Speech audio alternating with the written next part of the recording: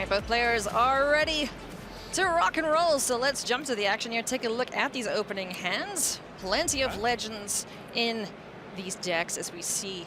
We got Denik, we have AO and Rafine, Scheming Seer for Yuta Takahashi, and you gotta think he's gotta be pretty happy with that start. Yeah, both decks are great. You know, I mean, the thing that you're really going to want to be focusing on when it comes to Standard, when it comes to Esper as a whole, is the decks that can go on the play, turn 2, 2-drop, 3-drop into one of the powerful 4-drops like the Wandering Emperor or something like that. That's going to give you a huge advantage in these. So the players that can do that, and, you know, vice versa, the players that don't quite keep up with that pace, it's going to be a big dynamic in these Esper mirrors. A couple of players even mentioned, if you curve out with the Esper deck, you're not going to have a chance against it. Exactly. You know? That might be a little brash, you know, but that is, you know, pretty accurate.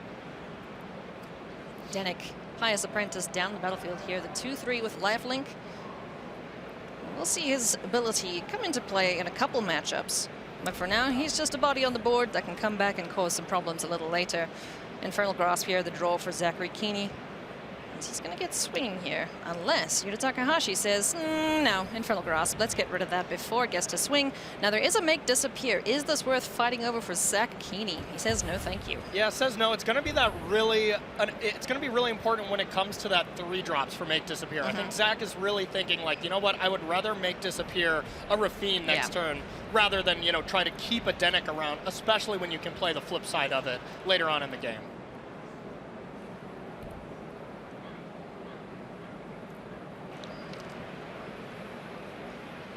All right, so 2 Rafines in hand there for Yuta Takahashi. Has the mana available to get one of them out, but, you know, he's got to be sniffing out that Make Disappear. Gonna go for it anyway with a second copy, may as well, right? Yeah, might as well, and it really comes down to being mana efficient in these Esper mid-range matchups. If you leave mana on the table, leave them untapped throughout the turns, and you do that over the course of multiple turns, it's gonna be a lot tougher to be able to just maximize your deck's potential. Tenacious Underdog is the draw here. Takenuma abandoned Mire the land for turn. Now, Kiihne is having to think about something here. Yeah, I think it is when you draw Tenacious Underdog, you know, you have a lot of modes with that card. If you want to just if you want to just blitz it out right away, get some card advantage going, and that's really tempting as well when you have 2 AOs in your hand. Oh yeah, definitely. Just to get land number 5, it's really important. But these games go on so long that Zachary's not too keen on on forcing that out. Denik, Pious Apparition, back from the dead. Ooh, spoopy. He's going to hang out here. It's a 3-2 flyer, so definitely something that can get a couple of whacks in if left unchecked. But Yuta Takahashi, reigning world champion, is going to say no thank you. Infernal Grasp gets rid of that, and beyond he goes into exile. Yeah, and the flip side of Denik, Denik's Pious Apparition is really insane in these Esper mirror matches because it really just triggers when a creature dies. Also just triggers whenever you connive, you know, so you get a lot of value off that if that is left around. So it's almost a must kill immediately. Yeah, it's not the most terrifying creature on the board. You know, you definitely want to kill a Rafine on sight if you see that, because that can just run away with the game. Yes. But we're going to see Tenacious Underdog. He doesn't get blitzed out, leaving up that Infernal Grasp just in case we see Mr. Rafine, the Scheming Seer. But we're almost getting to the point where we could even see an AO hit the battlefield. Just no 4th land. Oh, excuse me, no 5th land yet for Yuta Takahashi. Yep, exactly. And now Yuta has to just think, is it worth it to try to just run something into a possible Make Disappear, or if he even has the choice to not really play like something like that, decides to run it out. And it's going to be quite good on this battlefield. Yeah. Kiihne does have a couple copies of the Make Disappear as well as the Void Rend, the uncounterable counter, or the uncounterable destroy spell, excuse me. And Infernal Grasp here is going to take care of the Denik. Denik, I imagine, is going to die quite often this weekend. It really is. Thank God it comes back. So here we got Rafine with Tenacious Underdog coming this is in. Nice. So nice. Just getting your creatures up to 3 toughness here. Kind of putting Yuta into this like abyss situation where you just have to keep blocking Tenacious Underdog and not really killing it, while Zach is able to find land number 5 for these pair of AOs, which is just going to be insane all weekend, especially for game 1 when there's not a lot of exile effects around. You know, we could see soul transfers, that sort of thing, coming from the sideboard. But for now, AO is going to run amok, and you're going to see, both copies being prioritized here over the wedding announcement, which is also a very powerful enchantment in this format. Just card draw, creatures, board presence, an anthem effect once it flips. Yeah, an incredible card. That enchantment as far as Fable the Mirror Breaker, those are kind of the two big cards that you want to build your deck around.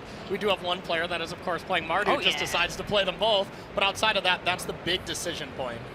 Here comes AO the Dawn Sky. And Kiihne's been bluffing interaction. But I wonder if Yuta's just saying at this point, you know what, if you got it, cool for you, man. I'm just going to run out my big chunky flyer. There's a 5/4. You have a nice little 1/4 over there, but check my dragon out. Exactly, and it's really tough to attack in, because AO just actually dying. And this is, quite bad news here because Zachary really... that is great, a great pickup here. We're probably going to see that be cast, but Zachary really wanted to discard some non-lands here to get this Rafine larger, but finding Otawara was a huge help. And by the way, Ailey, there are 3 copies, there's like a ton of channel lands, and I believe it's 3 copies of Otawara in Zach's list, too. They really prioritized how, powerful these channel lands were going to be. Yeah, and gets a discount off the Rafine as well. So we're going to see Mr. Star and the Mirthless taken care of here, and this AO is going bye-bye back to hand. So one problem solved for Kiihne. He's got the board presence. He's looking good. 2 copies of AO in hand. And Yuta is just basically reset for a turn. Back to AO the Dawn Sky, back on the battlefield. Not a bad card to reset to, because if you do deal with it, one of the best things that you can find off it is just Wandering Emperor. Yeah. And most of the time when you flash in a Planeswalker or you get it off something like AO, it's not going to be great because you can't activate it. But the nice thing is Wandering Emperor can be activated, at instant speed. Oh, yeah. Wandering Emperor has just been such an all-star in the standard format at the moment.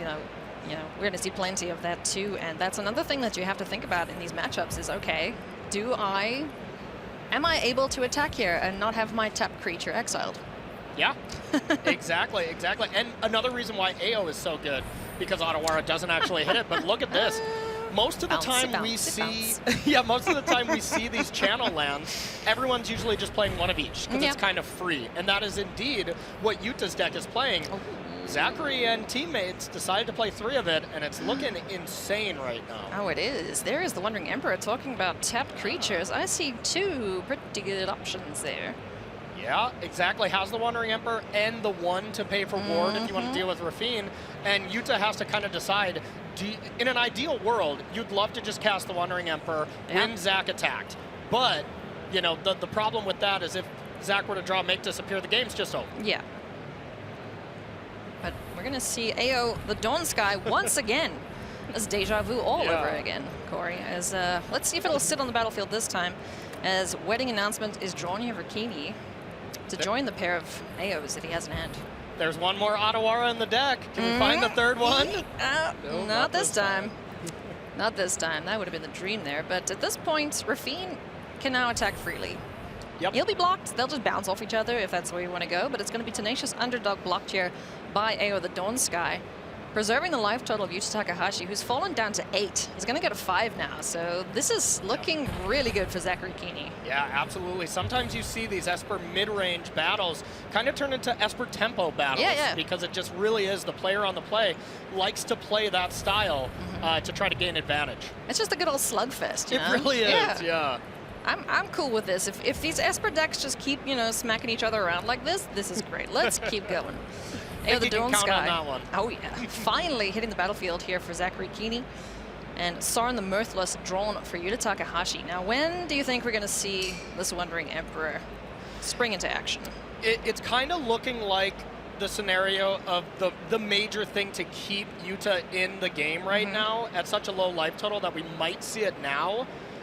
Before that Plaza of Heroes is actually active. Yeah. That is a great land at not only casting spells with all these legends, but also really important when you attack into the Wandering Emperor. Yep. You can give it hexproof and indestructible, so the exile effect doesn't really matter. Something we're really going to see a lot more, I would think, with Shieldred and Wandering Emperor as that interaction, but we'll definitely come up with Rafine as well. Oh, yeah.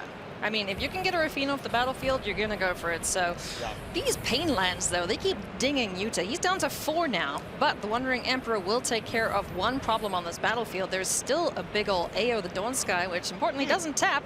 And you spoke of Shieldred. The apocalypse is upon us. Yeah, absolutely. And here is AO coming in, and now it's just Rafine. Does it have to just be a chump blocker? That feels really bad in this scenario to just give away free pieces of cardboard here in these exchanges, but... Well, I mean, yeah, if Yuta didn't block there and there was a follow-up Shieldred, he'd just be dead because there's no instant speed way for him to gain life before her ability triggers. So, yeah, Shieldred doing what she does best, dinging him down to 4 once again.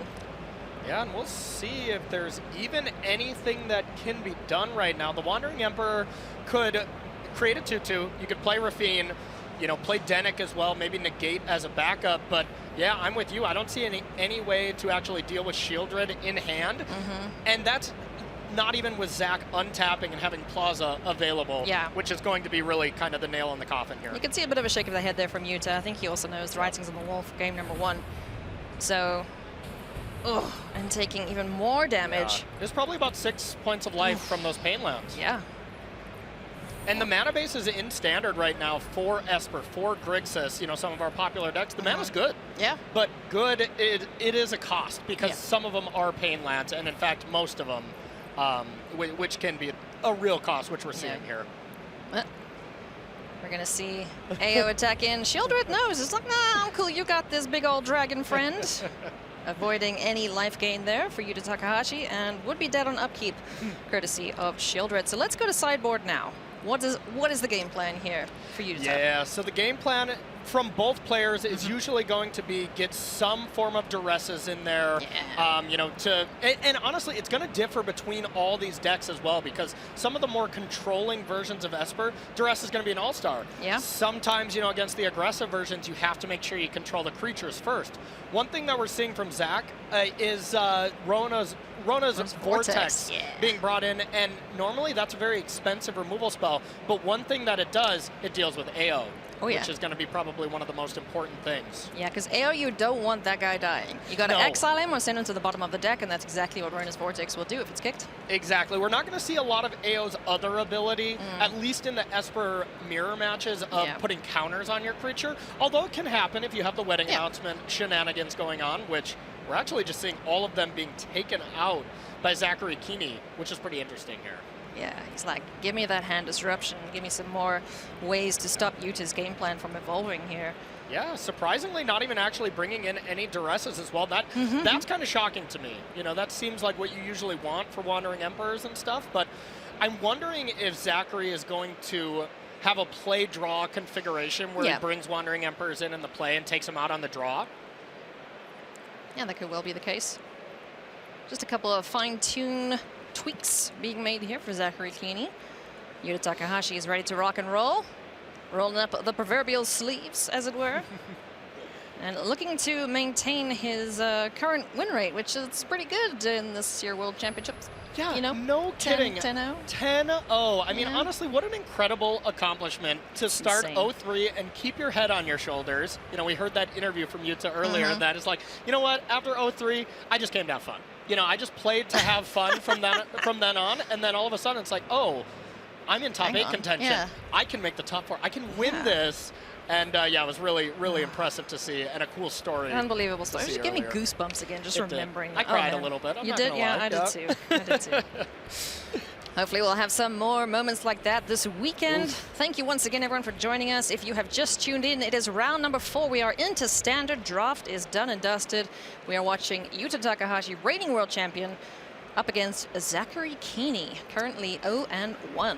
And currently, Zachary Kiihne not having any blue. So this was exactly kind of what Zachary wanted, is like, please don't play Wedding Announcement. Give me something I can kill. Because right now, Zach can't cast a spell without a land. Okay. All right, it's fine.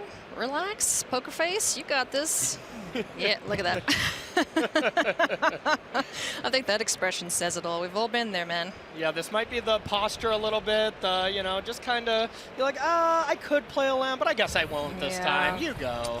He was able to deal with Rafine having the 1 man available for ward, but Destroy Evil does Jack Diddley squat right now. There's a Darker Waste, so is able to kill him if he wants to go that route. Otherwise, Kaito Shizuki available to Kiihne. And talking about pain from last game from Yuta with 3 pain lands from Zach, it's going to be a little bit worse. Yeah, absolutely. And lightning strike to the face each time you play a spell. That hurts. Yeah. And I mean, look at all these judgment calls Zachary can make. We're going to see a lot of them throughout the weekend, but here's one of them. If we Destroy Evil on that Rafine, it's like, okay, well, I hope you don't have another one. Yep. You know, otherwise, maybe with our perfect information, you'd rather play Kaito Shizuki because it, you know, cannot be attacked down on your next turn with it phasing out. But either way you slice it, it's looking not great here for Zach. Missing a land drop, pretty important in these mirrors. Gonna take another ding here. But importantly, deals with Rafine. Scheming Seer. Unfortunately for Kiihne, though, he's got another big flyer to deal with in AO, the Dawn Sky. There's a land Plaza of Heroes from Dominar United. And a Shieldred, the Apocalypse. Hits the board. Huge play. Yuta does have 2 answers for it, as well as a Rafine for the follow-up. So Yuta has the perfect answer for this Shieldred here, the perfect combination to then do some looting as well. But we will notice Yuta does not have a ton of cards in hand, so if Zach is able to kind of control this AO a little bit, he can easily get back into this. Looking to emote there. Almost so nice there. Rafine Scheming Seer, though, going to enable Yuta to cycle through his deck and find some more action. He's going to be chucking these lands. Infernal Grasp in hand along with an Adarka Wastes. Will we see this played out, though, or are we just happy to keep it in hand to loot away? Yeah, probably kept in hand to loot away, and I think what Zachary is really, you know, trying to channel to the top of the deck is give me an Otawara, give me, Otawara even not that good, but a Rona's Vortex, something to deal with AO straight away here. And then he's looking pretty good, but without it, pretty bad. Yep. Down to 12, the lands hurt. Denick, second copy of it, not the best. Rafine Scheming Seer is gonna, hit Zachary in the face a couple times there. At least it is a way to preserve life total. And there's a Destroy Evil from Yuta Takahashi along with the Infernal Grasp. So let's do some looting. Let's find some stuff. Ooh, Shieldred, hello. Yeah, so, I mean, if Yuta really is just kind of sensing that, you know, he can get this game done with, it's probably going to be discard a land, discard one of the removal spells, kill Rafine. I guess we are 1 mana short of that, so it is probably just discard the lands, just play Shieldred, or just deal with Rafine. Yeah. Either or, great plays. I mean, I know what I want to do. I want to see life totals go down, so... Alas, well, when Zachary starts tapping mana, you're going to see it over and over and over, Haley. Just tap some lands, ding yourself. And there is no way for him to deal with Shieldred at instant speed, so that's just going to be 2 points of life lost there. So Kiihne didn't really get going there at all. Yep, not really. And now here's at least the most interesting part for me is we can see these Esper mid-range deck lists and we can kind of figure out how we expect them to sideboard. But in the end, you know, at the end of the day, these players are incredible Magic players. They've probably figured out something that maybe we haven't when we look at the deck list. And now I'm really curious to see how they change their list play draw configurations. Yeah, let's see. Kiihne's going to be on the play this time around. Still no wedding announcements. That's kind of shocking. Hardly made any changes there, if at all. Now Yuta's going to have a few extra thinks before jumping in to game number 3 here against Zachary Kiihne. Esper Midrange is going to be the story of the standard weekend. Explorer tomorrow will give us a little bit more variety. It's the spice of life. But the players have to get through standard first. Yeah. And I mean, when we see the number, of course, it is kind of scary that there's this many Esper decks, but looking at all the deck lists, there's a lot of variety. You know, I mean, there's some that are straight Esper control decks thinking they can gain the upper hand by just controlling the other Esper decks or, you know, any other decks in the field. Yeah. Then there's some that are trying to be as aggressive as possible. 2 Shipwreck Marshes apiece, and there is the white source for Zachary Kiihne. So very fortuitous find for him indeed. Yeah, huge draw, and honestly, both hands a little bit awkward as far as the mana base goes, and they both drew it on their third turn, or on their second turn, to really, you know, have an advantage here. Looks like Yuta does have an answer to any of the 3 drops cast here, and almost assuredly will be, you know, countering either one of them. Oh yeah. You can get ahead, you're going to do it, and that is how you do it. Yuta Takahashi negating the Planeswalker. Yeah. Now, can he run something else of his own out? Not yet with that tap land, unfortunately, but does have Make Disappear to prevent any further development of Kiihne's board. Yeah, and these are the kind of situations when you're kind of stuck on 4 mana. The fourth land is a big deal. When you're stuck on 3 and you just have to play stuff at sorcery speed, it's a big deal. Yeah. Drawing that 4th land was extremely huge because, and making it a white land, of course, because now you can have this really popular sequence of playing Wandering Emperor at end step, and then if it gets countered, sure, whatever, move on, play something really important on your next turn. Kind of the nightmare scenario is if Yuta were to have 2 2-mana interactive spells here. But at some point, you just can't play around it. Oh yeah, you know, at a certain point, often in these matchups, it's whoever blinks first is typically the one who's going to end up, you know, at a disadvantage. Yeah, usually. But like you said, you have to do something, because the longer you wait, the more time you're giving your opponent to have the answers that you're fearing. So exactly.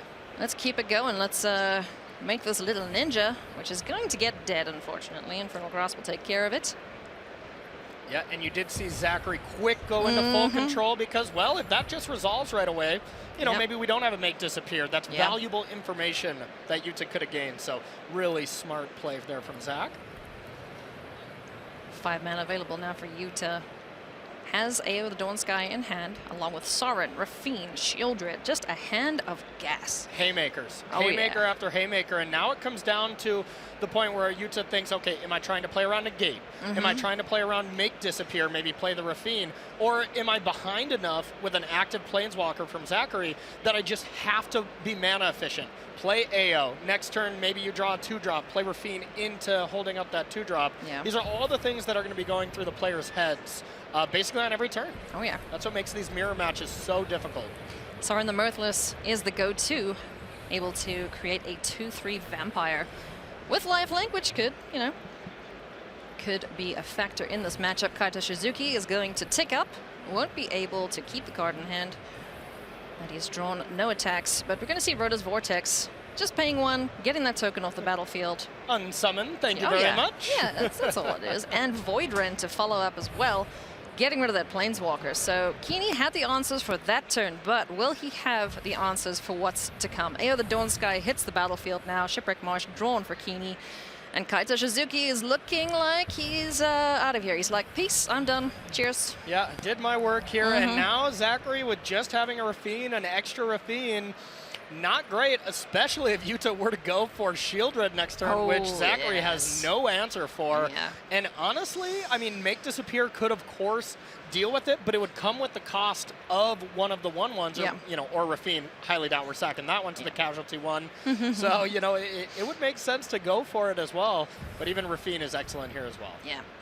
Rafine would be able to trigger his ability with AO the Dawn Sky swinging in here. It's basically free damage. Not free real estate, but free damage. Here we go. There's a farewell. Wow, okay. And farewell to farewell. Adios. Catch you later. Yeah, when you have the one that has the AO and you're ahead on the battlefield, that is not exactly... Not exciting things, thank you. Yeah, no thanks. No thanks. Oh, Infernal Grasp now. Could pay for the ward on Rafine, but does Yuta Takahashi call the bluff here of Zachary Kiihne? Does he think that he can get away with this? Yeah, and now it comes down to the point where Yuta has to think, like, do I want to play this now to play around a counter spell, or do I care? Do I even care that Rafine's on the battlefield? The one thing it's for sure going to do, it's going to trigger off that unblockable ninja. So that's what Yuta's thinking. Do I want to give you another chance to draw a Haymaker that could deal with AO, or Rona's Vortex, or something like that? For sure. I wouldn't be surprised to see this Rafine dealt with here and now, but it looks like we're going to go to the end step. Pass the turn back to Kiihne, who draws a Cave of Koilos. That's not what he wants to see. He needs some more action. Holding full control. We're going to see this ninja swinging on in. Or are we going to see it die? Because I know Rafine's certainly not swinging. Yeah, Rafine's not swinging, and Rafine is the safe creature here right now because I want to bring people's attention to the land. The Plaza of Hope is a big deal, and like right now it's safe because if there were a removal spell aimed on that, Plaza can protect it. That's a pretty big swing. So Yuta made that choice during his turn that, okay, I won't be trying to target it at all now because Plaza will protect it. It's an incredible land. Yeah. And it was my preview card, so you know that makes it even better. I have to talk it up a little bit.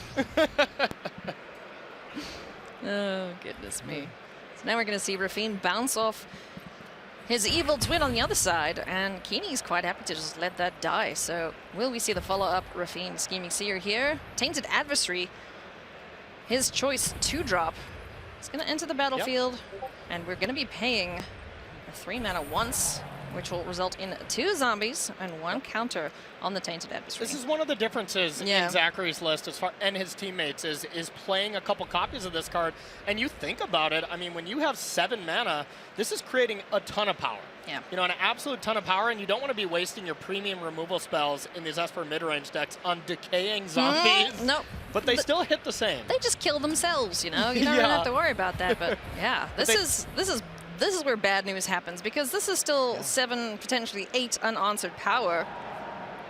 Yeah, and yeah, exactly. This is a huge attack. Everything's coming up Yuta here, but also look at this, Aileen. Yuta kept in wedding announcements, you know? So, I mean, it's interesting, the player dynamic there, how they drastically changed their decks. Yeah, I guess it's just what do you value having, you know? You can either have some more disruption, you can have a couple of counters. You know, in this case, after attacks, you got some extra card advantage or creatures, and that's going to do it. We're continuing our undefeated streak here for Yuta Takahashi. 11-0. Oh, yeah, 11-0. Just keep going. We got to keep a counter on the screen. You know, when does he finally lose a constructive match of Magic? You know, maybe it's next year. You know, maybe it's at the next World Championship. Who knows? I bet he would absolutely love to keep that going. So, excellent game there from Yuta Takahashi, able to take down the Esper mid-range mirror, and he's going to be feeling pretty confident about that, right? Going into the next format of our World Championship. Yeah.